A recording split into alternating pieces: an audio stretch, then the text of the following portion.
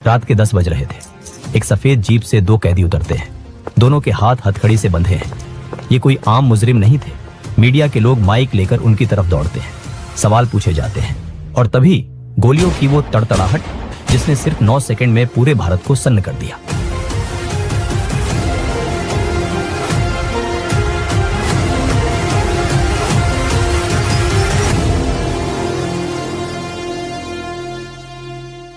तीन नौजवान शूटर्स जिन्होंने पुलिस के कड़े घेरे को तोड़कर भारत के सबसे खूंखार माफिया सरगना अतीक अहमद और उसके भाई अशरफ के सिर में सटाकर गोली मार दी थी। कैमरे में कैद हुई ये हत्या एक झटके में अंजाम दी गई। इस घटना ने पूरे देश को हिला डाला।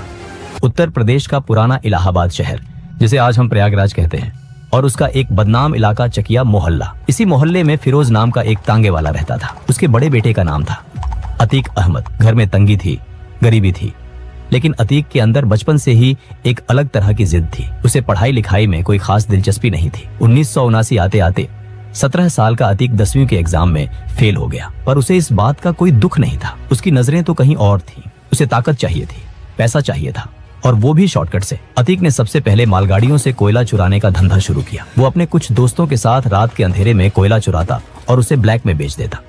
इसी चोरी चकारी के बीच अतीक के हाथों पहली बार खून हुआ। उसके खिलाफ एक हत्या का मुकदमा दर्ज हुआ।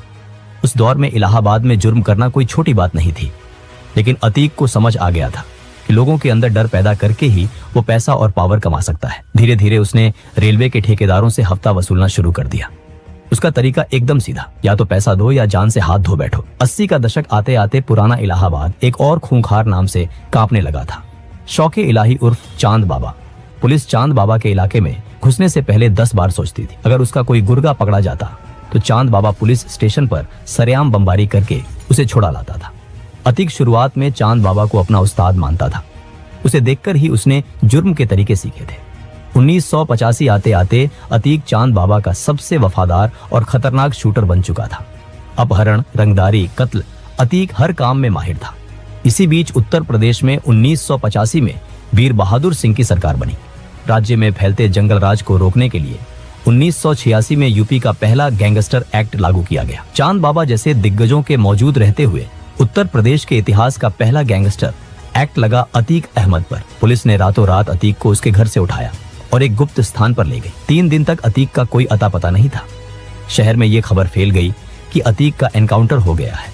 लेकिन यहीं से खेल में एक नया मोड़ आया। इलाहाबाद के एक रसूखदार सांसद, जिनके पास उस दौर की सबसे महंगी गाड़ियां हुआ करती थीं, उनके दिल्ली दफ्तर से सीधा फोन लखनऊ सेक्रेटेरिएट पहुंचा। लखनऊ से कॉल कनेक्ट हुआ सीधे इलाहाबाद पुलिस चीफ के केबिन तक। वो लड़का हमारा है, उसे कुछ नहीं होना चाहिए। फोन पर एक भारी आवाज गूंजी।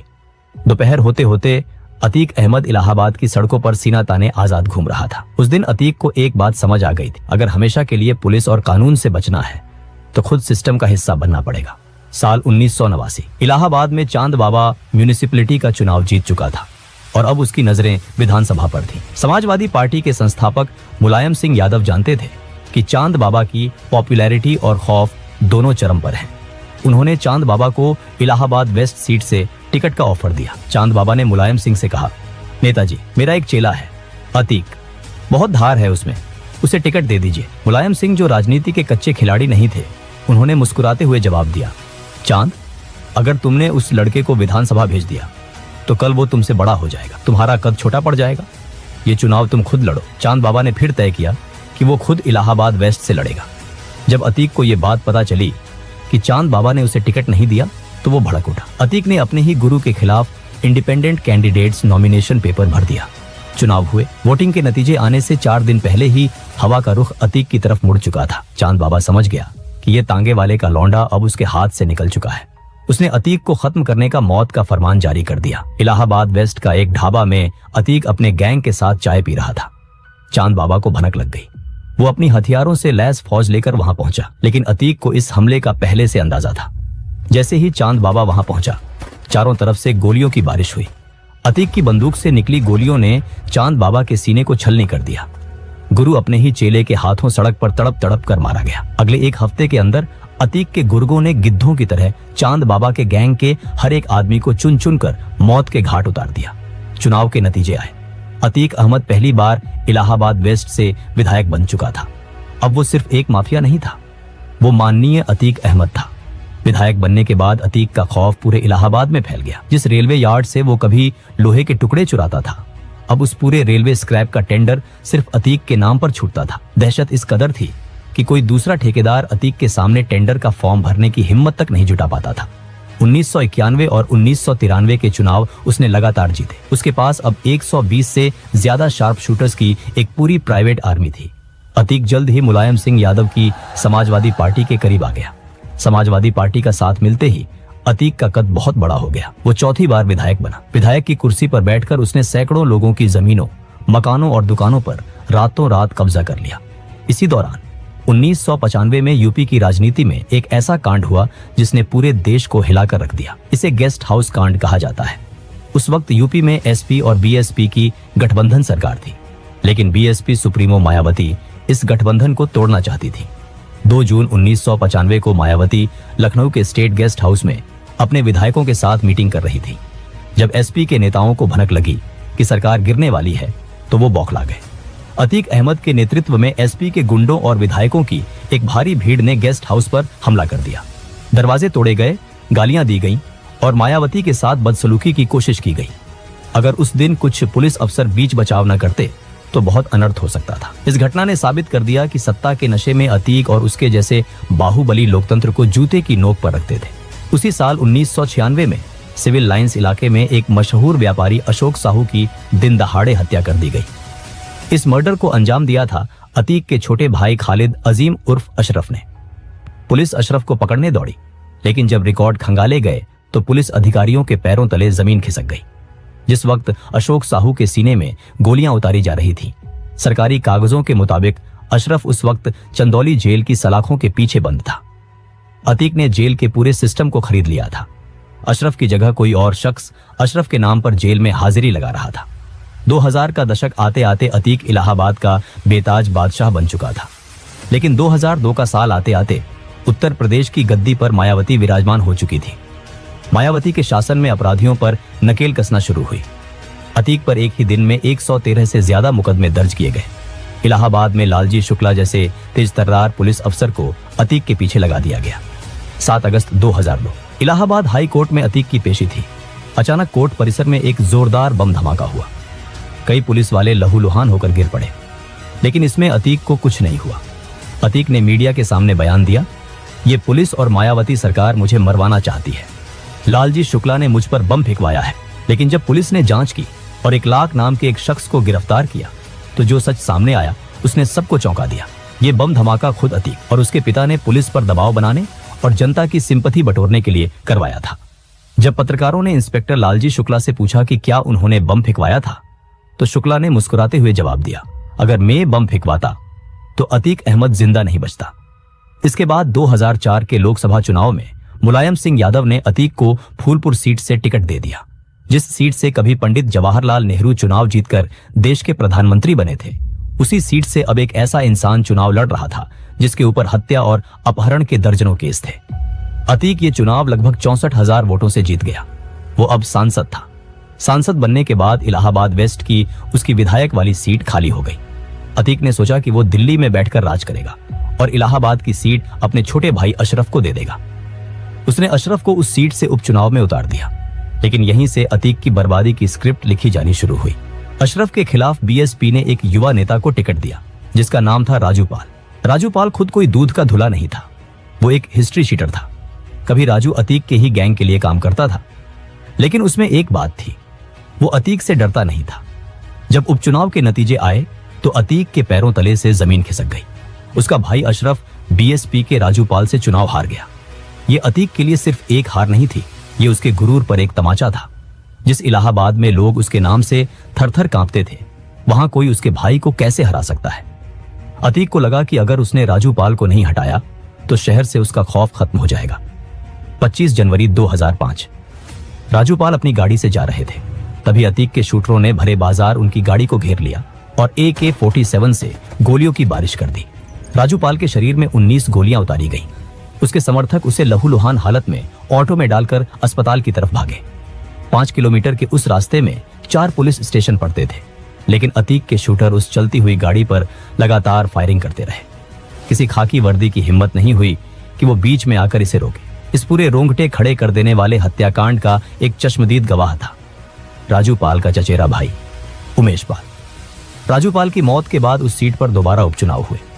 मायावती ने राजू पाल की 9 दिन की विधवा पूजा पाल को अतीक के खिलाफ मैदान में उतारा। पूजा पाल अपने हाथों की मेहंदी दिखाकर स्टेज पर रोती थी, लेकिन जिस अशरफ को 2 महीने पहले जनता ने नकार दिया था, उसी अशरफ को जनता ने डर के मारे भारी मतों से जिता दिया।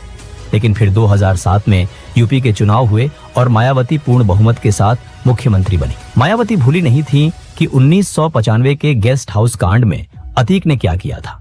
सत्ता में आते ही उन्होंने सबसे पहले अतीक अहमद पर नकेल कसनी शुरू की। अतीक के गैंग का पूरा रिकॉर्ड तैयार किया गया। करोड़ों की संपत्ति जब्त कर ली गई। अतीक के सिर पर इनाम घोषित हो गया। सरकार बदलते ही समाजवादी पार्टी ने भी अतीक से पल्ला झाड़ लिया। जो अतीक कभी पुलिस को अपनी जेब में रखता था, वो अब एक चूहे की तरह अपनी जान बचाने के लिए दर दर भाग रहा था। दिल्ली पुलिस ने उसे पीतमपुरा के एक फ्लैट से गिरफ्तार कर लिया। अतीक जेल की सलाखों के पीछे था, लेकिन 2008 में जब भारत अमेरिका न्यूक्लियर डील पर संसद में वोटिंग होनी थी, तो सरकार बचाने के लिए एक सांसद की जरूरत थी। मुलायम सिंह यादव ने अतीक को जेल से बाहर निकलवाया ताकि वो संसद में वोट कर सके। अतीक अहमद को पुलिस कस्टडी में संसद लाया गया ताकि वो वोट डाल सके, लेकिन अतीक ने यहां गद्दारी की। उसने पार्टी के खिलाफ जाकर वोट किया, जिसके बाद मुलायम सिंह ने उसे हमेशा के लिए पार्टी से निकाल फेंका। राजनीति से मिलने वाला सहारा खत्म हो गया। साल 2017 उत्तर प्रदेश की सियासत में एक बहुत बड़ा बदलाव आया। बीजेपी की सरकार बनी और योगी आदित्यनाथ मुख्यमंत्री बने। नई सरकार का रवैया एकदम साफ था, माफियाओं के खिलाफ जीरो टॉलरेंस। मुख्यमंत्री योगी आदित्यनाथ ने विधानसभा के पटल पर खड़े होकर वो ऐतिहासिक दहाड़ लगाई थी, जिसकी गूंज से उत्तर प्रदेश का हर माफिया कांप उठा था। अतीक अहमद के खिलाफ पीड़ित परिवारों ने मुकदमा दर्ज कराया उसके परिवार के खिलाफ। वह समाजवादी पार्टी के द्वारा पोषित माफिया है और उसकी कमर को तोड़ने का काम हमारी सरकार ने किया है। इस माफिया को मिट्टी में मिला देंगे। और इसके बाद शुरू हुआ ऑपरेशन क्लीन। अतीक की 70 करोड़ से ज्यादा की अवैध संपत्तियों पर सरकार के बुलडोजर गरजने लगे। उसके गैंग के गुर्गों को चुन चुन कर सलाखों के पीछे धकेला जाने लगा। लेकिन अतीक का अहंकार कम नहीं हुआ। 2018 आते आते अतीक देवरिया जेल में बंद था, लेकिन जेल उसके लिए कैद खाना नहीं, बल्कि उसका नया हेडक्वार्टर था। लखनऊ के एक बड़े व्यापारी मोहित जायसवाल को अतीक के गुंडों ने सरेआम अगवा किया और सीधे देवरिया जेल के अंदर लेकर आए। जेल के अंदर अतीक और उसके गुंडों ने मोहित जायसवाल को बेरहमी से पीटा और हथियारों के जोर पर उसकी करोड़ों की प्रॉपर्टी अपने नाम लिखवा ली। जेल के अधिकारी तक उसकी जेब में थे। जेल के अंदर हुई इस गुंडई का सच जब बाहर आया तो पूरे देश में हाहाकार मच गया। सुप्रीम कोर्ट ने खुद इस मामले में दखल दिया और आदेश दिया कि उसे उत्तर प्रदेश की किसी भी जेल में रखना सुरक्षित नहीं है। 23 अप्रैल 2019 को कड़े पहरे के बीच अतीक अहमद को गुजरात की साबरमती जेल में शिफ्ट कर दिया गया। लेकिन अतीक का अहंकार अभी भी जिंदा था। उसे लगा कि साबरमती जेल में बैठकर भी वो उत्तर प्रदेश को अपनी उंगलियों पर नचा सकता है। फरवरी 2023 राजूपाल हत्याकांड का मुख्य गवाह उमेश पाल, जो पिछले 18 सालों से अतीक के खिलाफ डटकर खड़ा था, अतीक की आंखों में चुभ रहा था। उसने साबरमती जेल से एक साजिश रची। 24 फरवरी 2023 की दोपहर प्रयागराज। जैसे ही उमेश पाल अपनी गाड़ी से उतरा, अतीक का बेटा असद और उसका शूटर गुलाम हथियारों के साथ उस पर टूट पड़े। दिन दहाड़े बम और गोलियों की बौछार कर दी गई। उमेश पाल और उसकी सुरक्षा में लगे 2 पुलिसकर्मियों को मौत के घाट उतार दिया गया। इस पूरे हमले का वीडियो सीसीटीवी में कैद हो गया, जिसने पूरे देश को झकझोर दिया। अतीक ने सोचा था कि वो 2005 की तरह फिर से खौफ पैदा कर देगा और कोई गवाह नहीं बचेगा, लेकिन वो भूल गया था कि अब 2005 नहीं 2023 चल रहा है और यूपी में सरकार बदल चुकी है। इस घटना के बाद पुलिस और एसटीएफ ने वो तांडव किया जिसकी उम्मीद अतीक ने सपने में भी नहीं की होगी। अतीक के पूरे गैंग को चुन चुन कर निशाना बनाया जाने लगा। कुछ ही हफ्तों में एसटीएफ ने एक एनकाउंटर में अतीक के बेटे असद को मार गिराया। जब साबरमती जेल में अतीक को पता चला कि उसका बेटा मारा गया है, तो वो फूट फूट कर रोया। जो माफिया कभी अदालतों में मूंछों पर ताव देता था, वो साबरमती से प्रयागराज लाए जाते वक्त पुलिस वैन में फूट फूट कर रो रहा था। 28 मार्च 2023 को कोर्ट ने एक पुराने अपहरण मामले में अतीक को उम्र कैद की सजा सुनाई। अपनी पूरी जिंदगी में अतीक पहली बार किसी मामले में कानूनी रूप से सजा पा रहा था। 15 अप्रैल 2023 की वो रात, प्रयागराज का कॉल्विन अस्पताल। अतीक अहमद और उसके भाई अशरफ को मेडिकल चेकअप के लिए लाया गया था। दोनों के हाथों में हथकड़ी थी। मीडिया का जमावड़ा लगा था। लाइव कवरेज चल रही थी। पत्रकार अतीक से उसके बेटे के जनाजे में न जा पाने को लेकर सवाल कर रहे थे। अतीक जी, आप अपने बेटे असद के जनाजे में नहीं जा पाए, कुछ कहेंगे? अतीक ने निराशा भरी आवाज में जवाब दिया, नहीं ले गए तो नहीं गए। ये अतीक के मुंह से निकले आखिरी शब्द थे। उसी पत्रकारों की भीड़ में प्रेस का फर्जी आईडी कार्ड गले में डाले, हाथ में माइक लिए 3 नौजवान लड़के आगे बढ़े और लगातार अतीक और अशरफ के ऊपर फायरिंग की। 40 साल से उत्तर प्रदेश को डराने वाला वो बाहुबली धड़ाम से जमीन पर गिर पड़ा। अगले 10 सेकंड के अंदर उन 3 लड़कों ने 18 राउंड फायरिंग की। 9 गोलियां अतीक को लगी और 4 अशरफ को। लाइव टीवी पर पुलिस की मौजूदगी में देश के सबसे खूंखार बाहुबलियों में से एक का अंत हो चुका था। गोली चलाने वाले उन तीनों हथियारों ने भागने की कोशिश नहीं की। उन्होंने तुरंत हथियार डाल दिए और पुलिस के सामने सरेंडर कर दिया। जब उनसे पूछताछ हुई तो उनका कहना था कि वो अतीक के गैंग का सफाया करके क्राइम की दुनिया में अपना नाम बनाना चाहते थे।